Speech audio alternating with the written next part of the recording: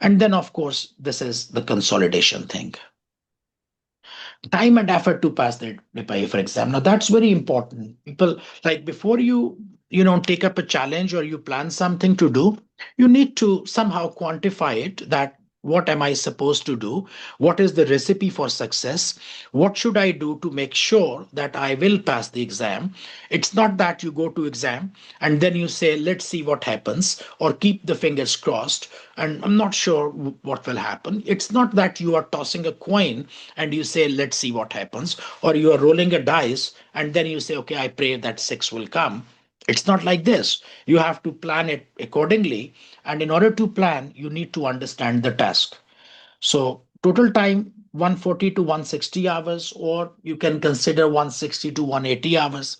This is the minimum maximum time. 160 hours you can consider in your mind. How much or how this time is going to be spent? 40 hours is the topic videos where the standards have been explained. Another 40 hours for the question videos where we have done the past exam paper questions. Then you have to read some notes. You don't need to read the lengthy 600 pages long study text. What you can do, you can use Vertex notes. Vertex notes are detailed and they are good enough to pass the exam. So instead of doing 600 pages of book reading, you will only read the DipIFR notes for 200 pages maximum. And they are, fair enough. So then you do practice on your own. This is very important. A lot of students, they are very, keen on watching the videos and they say, oh, I have done the syllabus.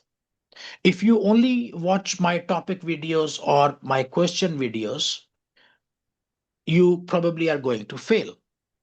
You actually need to do practice on your own. This is the most important time you will spend. So if you watch me swimming, it does not make you, or I mean, you cannot swim unless you dive yourself into water, okay? It's not that you can watch someone swimming and you will learn. So 50 hours of practice on your own. I mean, if you are not willing to do this thing, then probably you should also not do this thing. Okay. So this is how your 160, 150, 170 hours of effort will be done. It will depend when you will begin, how much time you should spend. I suggest that you should start preparing for exam 6 months in advance. Usually it takes 4 to 4.5 months, maybe maximum 5 months, 5 months, but you can take six, you can start 6 months in advance so that you have more time. And because it is IFRS is something which is directly going to impact your career, your job, ultimately your money, which you are going to earn. So I don't want you to pass with 51%. It would be very pleasing if you could score 75% or plus. Then you will have the confidence, your manager will have the confidence, and then you can, that where you are coming from. Okay. So yeah, you can do 50, 51% with passing, but that would not take you at that level where you should be, because this is something which is professionally required. This is not your high school qualification. This is not your any other qualification which you have done in past. This is purely your professional qualification.